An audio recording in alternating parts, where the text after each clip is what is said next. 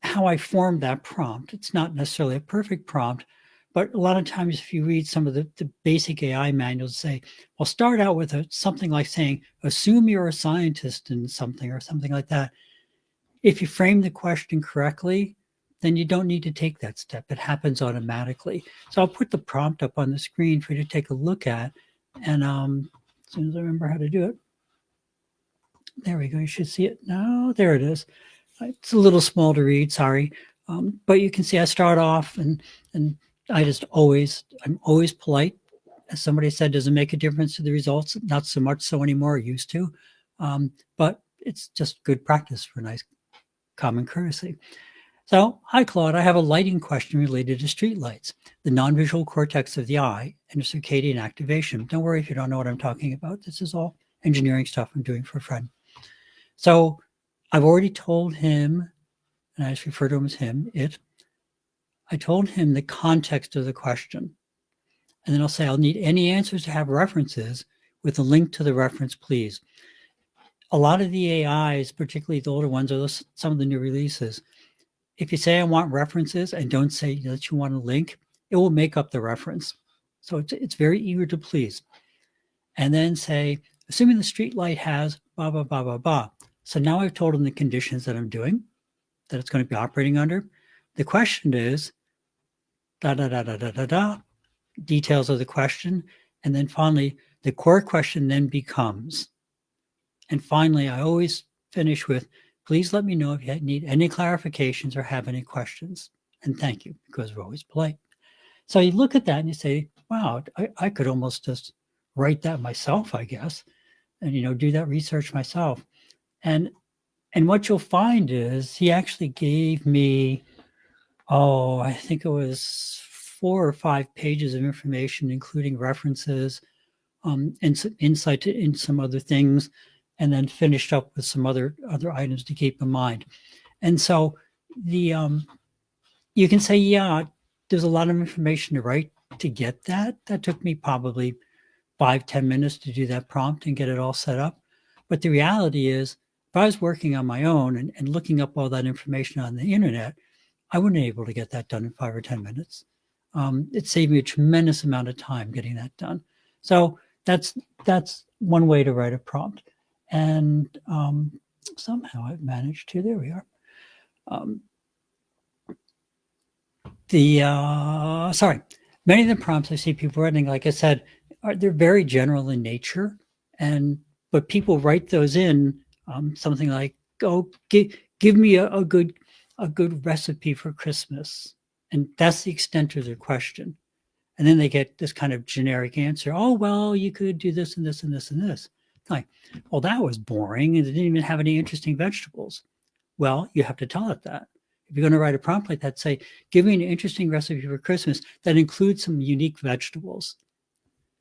The better you frame your question, the better results that you'll get.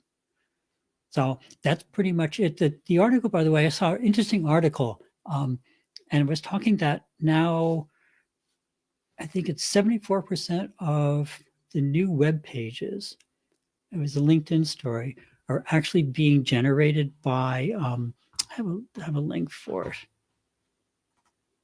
This is a short link, but it takes you to LinkedIn. 74% of the web pages, the new web pages, are actually being written by AI. And if you click that link, it'll take you to AI. If you don't have an account, it'll ask you to join. I recommend that you do. I find LinkedIn, I use LinkedIn more than pretty much all the other social medias combined. It's kind of like Facebook for adults. But so you think about that, and 3/4 of the web pages almost are being generated by AI. It's kind of like, well, besides the fact that they're probably kind of boring and mediocre quality, the other problem is, remember that AI just goes through, it reads all the information, it can find information on the web, information on books that are available, information from many sources it can find. And if you think about all the books in the library, if you were to go in and start reading them, you probably wouldn't agree with a lot of them. Some of them may be poorly written. Some of them may just be wrong. Some of them may be providing information that you don't agree with. They may have biases that you don't agree with. So the problem is, AI has all that information. And so if it writes something that's incorrect, then it gets, and then writes a web page with it. Later on, when it goes and rereads the whole web, it sees all these web pages that has the incorrect information that it already put out there. And it builds upon itself that way. And you get this kind of self-reinforcing circle going on where it promotes themselves. And now they're putting some, trying to put in guardrails so that doesn't happen as much, so that it can tell that it's an AI written page. But the reality is that's a moving target. And so one of my favorite ones, I have a kind of a fun example here to show you.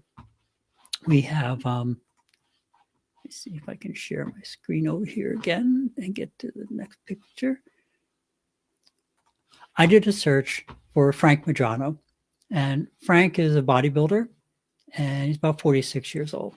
However, Frank is also a 67-year-old actor. There's two Frank Madranos, both of them appear on the internet. And here we have, this is Google's Google image, give full credit. This is Google's set of images that they're reproducing. These are supposedly 3 pictures of Frank Madrano, the actor, at 67 years old. Now, if you look on the right side, Frank's looking pretty darn good for 67 years old, right? However, when I was searching for the younger Frank's age, I found literally dozens of websites that said he was in his 60s. And it was only recently when I found a post from Frank himself, the young Frank himself, that I finally found out his correct age. But all those AIs have been training on the incorrect data. So even if you cross-checked against Google in your favorite AI, chances are the answer would be wrong. Now, I did notice that very recently, if you specify Frank Madrano bodybuilder, it will give you the, point you to the other Frank, the young Frank, most of the time, but it still mixes the two up with no warning. So you can show that the pictures kind of are kind of a real visual indication that things are closer, things are improving, but none of these automated systems are perfect. So always use your judgment when you're picking up any information from the internet. It's really super important. If you think about it some more, actually, one of the things, think about your favorite myth that you heard, especially that's been repeated on the internet. You see a lot of them, obviously, about boomers. It's one of the things we talk about, of fighting ageism on the internet.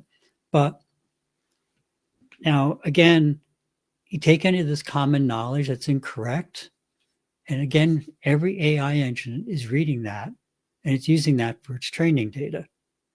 Now, that wrong information is being repeated and legitimized on autopilot, kind of, because the AIs, again, are reading their own wrong answers, using that to confirm that they're correct. And you're kind of in this information spiral of more information. It just keeps going on and on and on. And if you take this whole approach of common knowledge being repeated by the AIs, only now think of it in terms of aging, ageism, elder care, geriatric medicine, all those things, and you realize that's a very dangerous situation developing. The example that we often use is, how long have we been told that bad memory is just something that happens with age? Of course, you're older. That's why you're forgetting things. Those senior moments, and we talked about this before, that phrase wasn't even invented until 1997. It turns out the more recent research has shown that people of all ages have moments of forgetfulness. And when people say, I'm having a senior moment, that's an example of what's called stereotype embodiment theory. And that was first proposed by Dr. Becca Levy. We've talked about her before. She's a big person on ageism and the effects of ageism on people. And what stereotype embodiment theory is, it's where, to quote, aging self-stereotypes form through internalization of societal stereotypes from childhood onward, influenced by family, media, and culture. In other words, we make the reality fit the stereotype. When we were 25 and we forgot something, we just laughed about it. When we're 55 or 65 and forget something, we nervously laugh about a senior moment and think we're on the verge of self-destruction. It's a very harmful pattern of negativity and negative self-talk that does physically and mentally harm us because we're kind of fulfilling this self-made prophecy. However, such references as senior moments are very common on the internet, which means if you're to ask AI about that, chances are it would agree that only older people tend to forget things. Remember, AI is just a tool, and like every tool, it has strengths and weaknesses. If your GPS says drive down the railroad tracks, you just don't believe it. AI is no different. It can make mistakes too. Always check what you get back from AI. And remember, it can bring you a lot of interesting things. It can do a lot of fun things for you, it can funny things and all that sort of stuff. But it's just kind of a an automated personification of all the information on the internet and in books and things like that. So you wouldn't walk into the library, open a book, go to page 104 and say, everything on that page is absolutely true. You shouldn't do that with AI either. Look at the answers it gives back, think about them. And again, remember to never tell AI something that you wouldn't tell to a stranger, maybe a casual friend, but especially if you're learning from it, if you allow learning from your prompts, then that information can be displayed by AI as an answer to any other person who asks it. So always be careful with what you tell AI, because basically don't tell it anything that you wouldn't want it to tell somebody else. Finally, just like people, AI can develop biases, especially since not all the information it reads is correct. So please give it a try. There's a lot of fun things you can do with it. You can get some really good information. Like I said, it did probably 2 or 3 hours of research for me in about 10 minutes today. But remember to check what it says, even by taking the answer you just got from one AI and giving it to a different AI and asking it to check it. That's not a perfect way to check it because biases can travel between the AIs, but at least it'll catch many errors. And remember, there's a lot of talk about using AI in medicine or using AI to replace doctors. Use that with a lot of caution because there's a lot of biases around aging. Those have made it into the AIs as well. So if you say something like, oh, I'm in my 60s, I'm in my 70s, I'm in my 80s, is this normal? That's something that they're realizing a lot of things that were considered normal really aren't normal. So if you use it for medical, be extremely careful with it and use it as kind of a first pass. Look at what it says, think about it, and use it as kind of a reference before you call your doctor. So that's it for the evening. As always, thank you very much for stopping by. Your homework tonight is pretty simple. I just suggest that you work with an AI for a little bit. Put in some simple questions. How do you make mashed potatoes? Whatever it is, the problem in front of you. Then go on to something a little more interesting. Say, oh, I was planning a vacation to Europe. What's the best balance between good weather and low travel costs or something like that, and work up to more complex things. It takes a little while to get used to recognizing bad answers, but there's a lot of fun things you can do with it. So have fun, give it some whirls. Don't tell it anything you don't want the whole world to know, and that's it.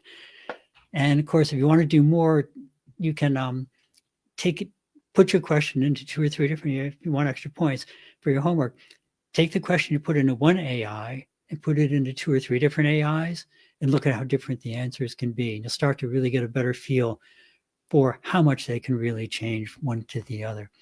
So as always, remember that one of the best ways to care for yourself is to care for others. Remember that we have ukr7.com, wck.org.